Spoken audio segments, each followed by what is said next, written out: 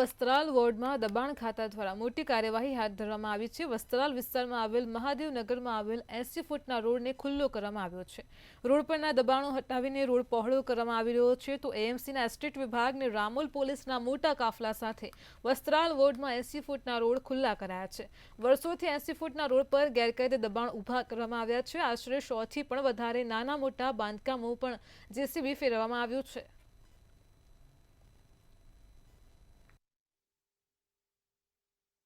શહેરના વિવિધ વિસ્તારોની અંદર જે ગેરકાયદેસર બાંધકામ કરવામાં આવ્યા હતા તેની અંદર અમદાવાદ મ્યુનિસિપલ કોર્પોરેશન દ્વારા જેસીબી મશીન ચલાવવામાં આવી રહ્યા છે।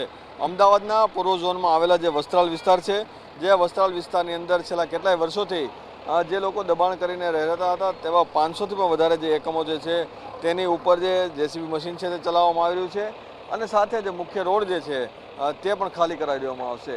એટલે કે જે પ્રમાણે મોટી મશીનરી અને જે પોલીસ બંદોબસ્તની સાથે જે તમામ જે અધિકારીઓ છે તે ઘટના સ્થળે વહેલી સવારથી આવી ચૂક્યા હતા અને સાથે જ કોઈ અનિચ્છનીય બનાવ ન બને તે માટેનો બંદોબસ્ત જે છે તે ગોઠવવામાં આવ્યો છે।